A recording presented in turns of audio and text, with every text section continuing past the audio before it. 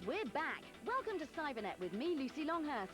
Get ready to rock and roll, drive a top-speed racer, create a pop sensation, and make friends with a dragon. It's galactic. It's Cybernet.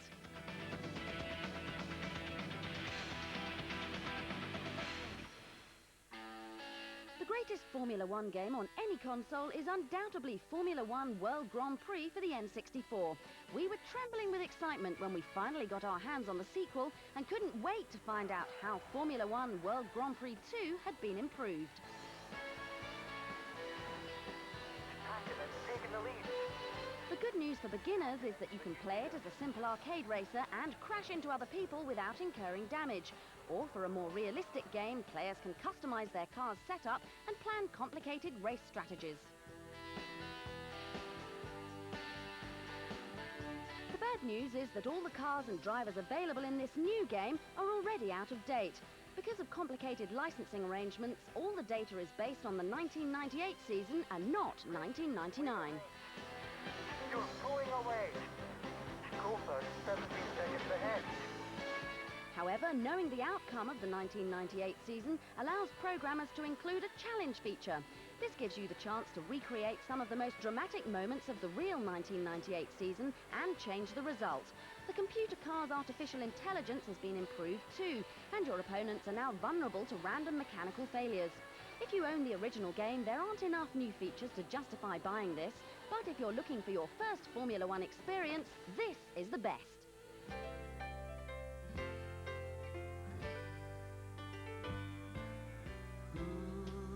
If you've been playing Star Wars Episode 1, The Phantom Menace on your PC, then quickly grab a pen. We've got a couple of cheats that will make you look at the game in a completely new way.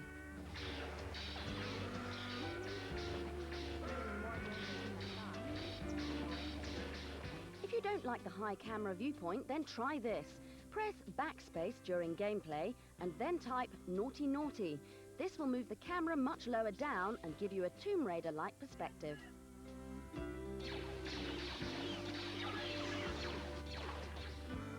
Now you can really battle Darth Maul face to face.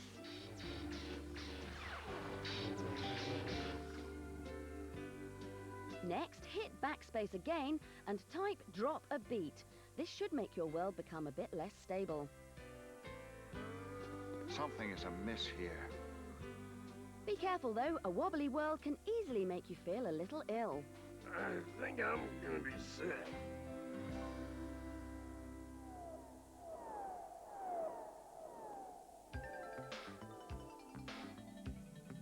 What can possibly be better than an entertaining and enjoyable game? Well, the answer is a new and improved sequel.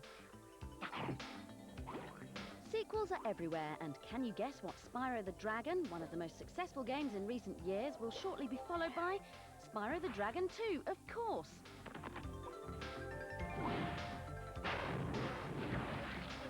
The game isn't out there yet, but if it can reproduce the inventiveness, humour and sheer playability of the first title, then the manufacturers will have a hit on their hands. Gamers loved the clever characterizations that populated Spyro the Dragon, from Spyro himself to the entertaining creatures that shared his world. All of these winning elements promise to be in the sequel. If this early footage is anything to go by, then Spyro the Dragon 2 should repeat the success of its predecessor and become a permanent fixture in every gamer's console.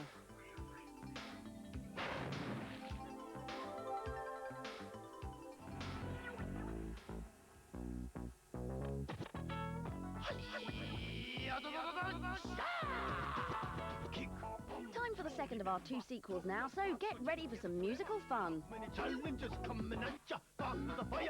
Don't retire now, pick. When Parappa the Rapper first appeared on the PlayStation over a year ago, we were impressed by its zany characters and surreal storylines. When we heard that its sequel, Jamalami, was on the way, we were very interested to see if the winning formula could be repeated. All of your favourite characters from before will make an appearance, but Parappa can only be seen briefly. Maybe success has gone to his flat head. Or if you wanna play, how would you play? Drop the up and down, all the way. I just wanna know, can you really go? Without guitar and hand, I don't know. Come in, Chop. Hey. As you can see, Chop Chop Master Onion Head will be overseeing proceedings as only he can. Jamalami promises to be every bit as surreal and entertaining as its predecessor. If you were a fan of Parappa, you may miss his presence at first, but we think you'll soon forget all about him. It was a dream.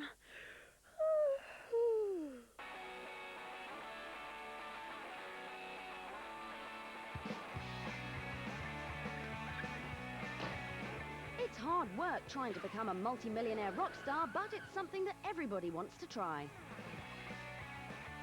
I'm Alex, all right, how are you doing? I'm telling you, man, you ain't heard a voice like mine before. All I want is to have you next to me. All I need is to see you smile. Create a pop sensation on the PC is a multimedia title that will allow you to realize your wildest dreams, if your band is good enough, of course. There are 4 steps to creating a pop supergroup. Firstly, you have to arrange auditions to find suitable band members. I'm telling you, you're gonna be enormous. I can make you stars, I can. Secondly, you have to book studio time so your would-be superstars can record the hit single which you have written. Burning my skin. Oh man, river isn't rolling along. We just keep on pouring it in.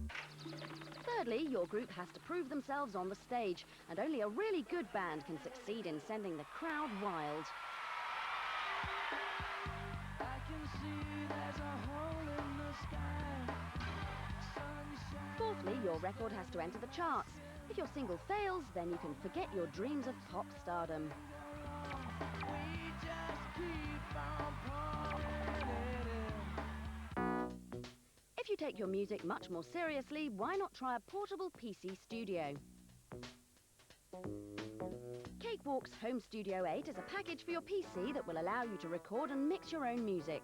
Almost every type of music is represented here, from jazz to blues, from classical to pop. The controls are difficult to master and the whole thing appears to be extremely complicated. But despite this, creating your own tunes is immense fun. Chart time now as Cybernet presents its top 10 Star Wars games. At 10, it's your chance to throw Boba Fett around the ring in Masters of Terrakazi. The battle for Hoth rages on in 9th with Shadows of the Empire. Straight in at 8 is the latest Lucas-inspired adventure, Star Wars Episode 1, The Phantom Menace. Will it be the force of good or evil? Decide for yourself with X-Wing versus TIE Fighter at number 7. Battling the Empire's approaching ground forces, there's a rogue squadron on patrol in 6th position. Whilst an old favourite returns to shoot its way to 5th place, Super Star Wars on the SNES. Hurtling into 4th is one of the fastest new games around, Star Wars Episode 1 Racer. Climb into the Millennium Falcon's cockpit at 3 as X-Wing Alliance enters hyperspace. A long time ago, in an arcade far, far away, Star Wars is still in the midst of trench warfare at number 2. But the Force is strong with this one. Jedi Knight Dark Forces 2 is our number 1.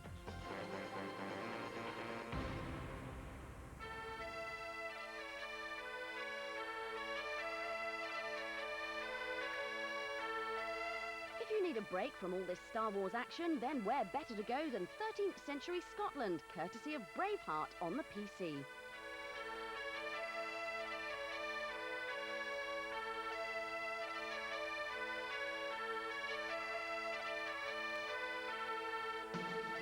Unlike the film, Braveheart is not based around the life of William Wallace. Instead, the game is an in-depth strategy title that covers an entire period of Scottish history. But forget about the flat, boring maps of many other strategy titles. Braveheart recreates the Highlands and the Lowlands using a stunning 3D engine. All you need to do is go and conquer them, after first choosing your clan. Clan Buchanan is political and honourable. Clan Cameron is a warlike clan. Now Now the strategy starts as you attempt to build up your small band of men. You need to trade, farm and form political alliances. It's a good idea to send out spies to bring back intelligence on your neighbouring clans. Before long, you'll be strong enough to engage in combat, which takes place in real-time 3D. You can direct the battles from afar or take control of an individual soldier in the middle of the action.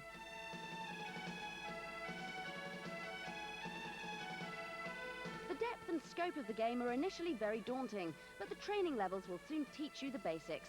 In terms of atmosphere, detail and originality, Braveheart is an incredible achievement that makes many other strategy titles look positively ancient.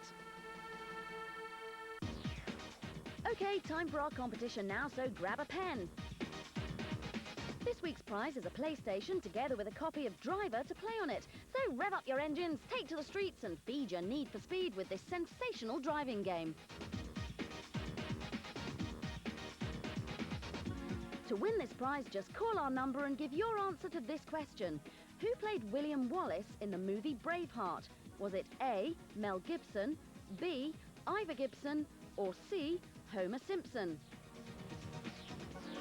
If you think you know, call 0660 113333.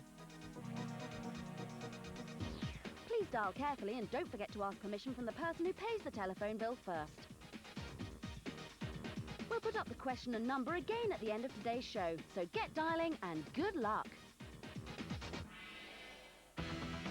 Coming up, we mangle a huge machine, get a monster in our sights and take the dungeon keepers above ground.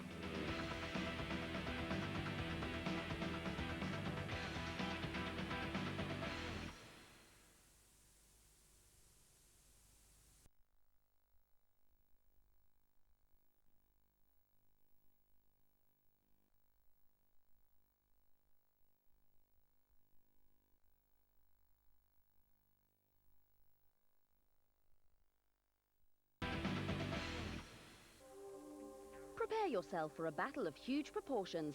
This is the amazing world of Total Annihilation Kingdoms, a game that's mixed the genres of strategy and fantasy into one feature-packed title. One complaint always aimed at the original Total Annihilation was that it didn't have a particularly good storyline. Okay, it still became a classic and gave us revolutionary new 3D landscapes, but there was a definite lack of imagination. But this has changed. You now have some beautiful cutscenes to watch, great dialogue to listen to, and a plot you can get totally engrossed in. Compared to its predecessor, TA Kingdoms feels completely different. Another significant contrast is the way you change sides during the game. As the story progresses, you get to control each of the 4 kingdoms, giving you access to new units and tactics. So if you find yourself admiring your enemy's legion of flying airships, don't worry, you'll probably be building them yourself later in the game.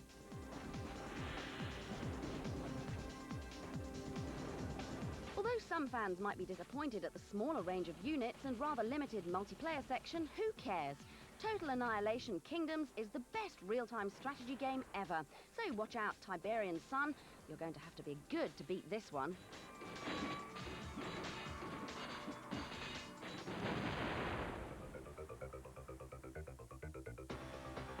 A different kind of battle now with an exclusive look at G-Talk, a space-based blaster where you'll have to destroy wave upon wave of alien ships and nothing else. With a definite retro feel, it has no plot and doesn't even need much hard disk space, but it could well be one of the most playable games ever. However, you will need a 3D graphics card to run the game. This not only makes it look bright and bold, but creates some very smooth gameplay, no matter how many objects are on the screen.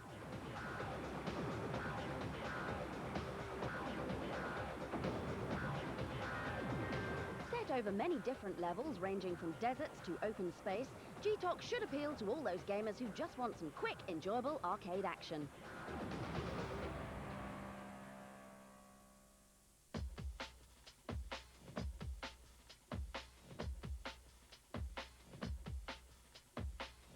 Unless you've lived in America, you've probably never played Ultima Online. This is because it's never been officially released anywhere other than the USA. But things are about to change. Ultima Online, the second age, has arrived, giving fans outside the States a chance to play this brilliant internet adventure.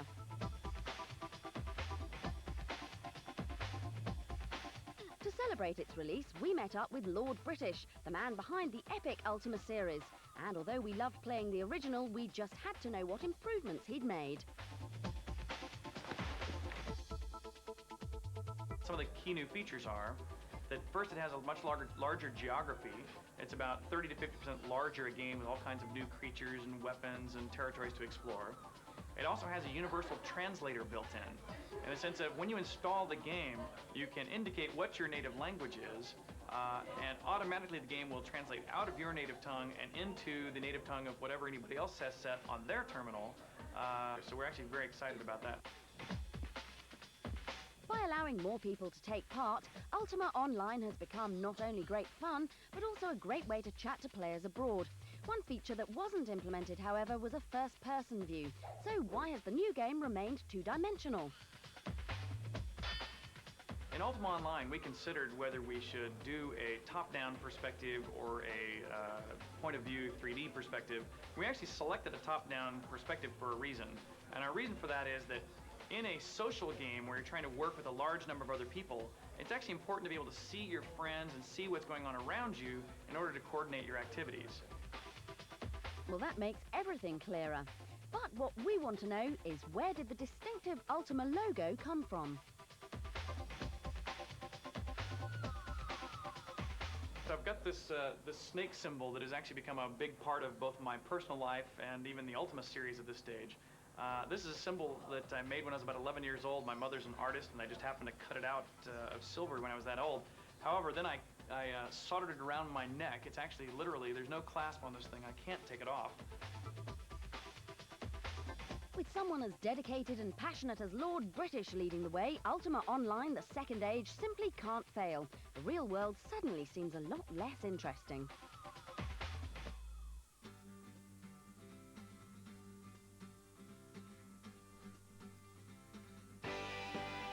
Grab a pen, because it's time for a great cheat for Big Air on the PlayStation.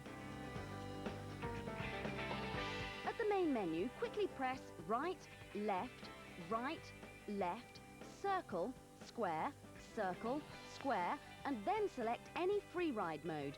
This will allow you to go anywhere in the world and race on all the courses that the game has to offer. Of course, being able to race on any mountain won't turn you into a better snowboarder. So you'd better put some practice in. But all that hard work will be worth it, because when you win, you'll look as cool as this guy here.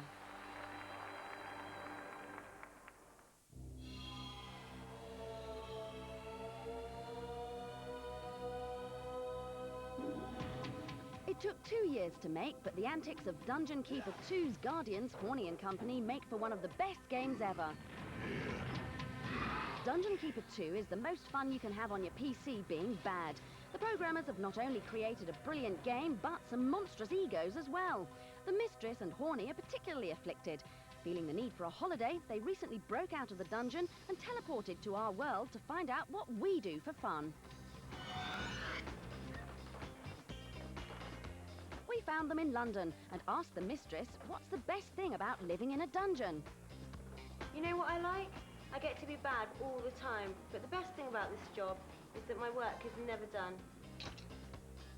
With an obvious eye for fashion, the Mistress doesn't need any encouragement to check out the latest trends, but her horny friend doesn't quite share her enthusiasm.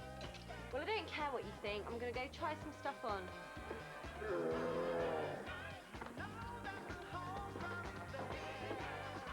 But like her monsters, if they're not made of rubber, she's just not interested. And as for Horny, he can think of a lot better ways to spend his spare time, which leaves the Mistress to give some hands-on lessons in style. Although I love my work, it's great to mix with you humans for a while, although you do have the strangest ideas about fashion.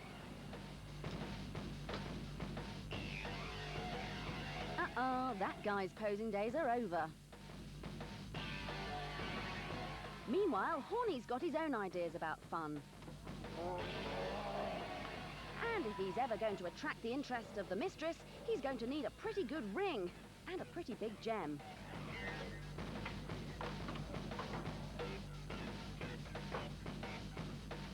And if he can't find the right jewels, he can easily get what he wants with a little bit of charm, a fantastic imagination, and a touch of medieval magic.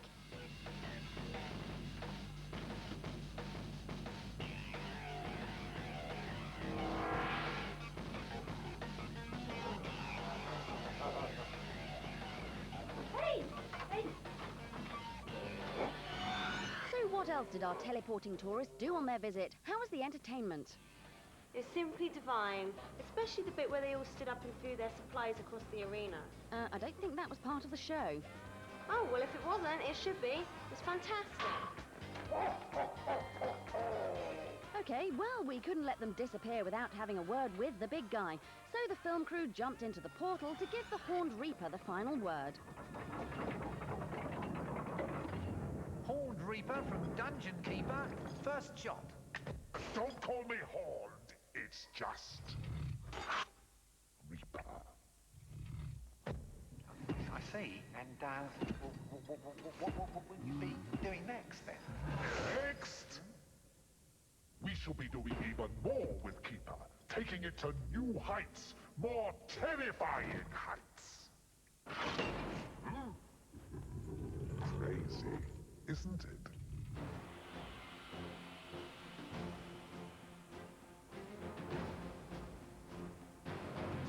Gigantic robots in video games are nothing new, but gigantic robots that skate are as original as it gets.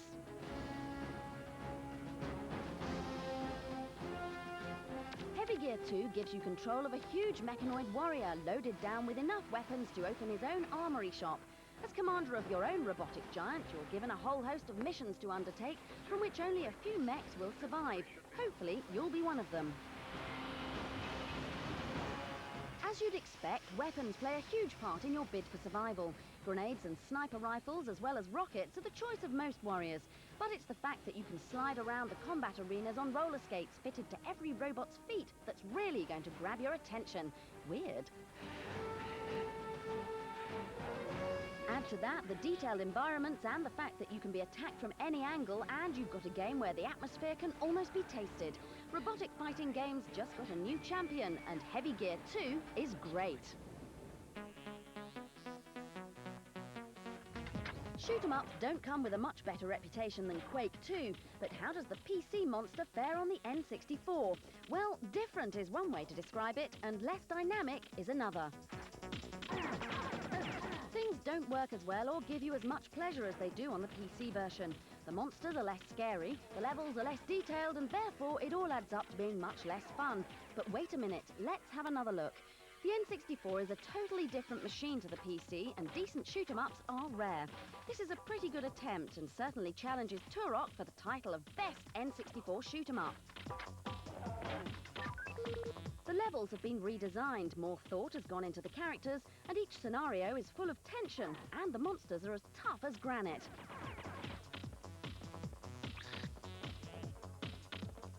So what do we think? Well, if you can't play the PC version, this is an adequate substitute. And if Turok has worn you out, this is a great N64 alternative. Give it a blast.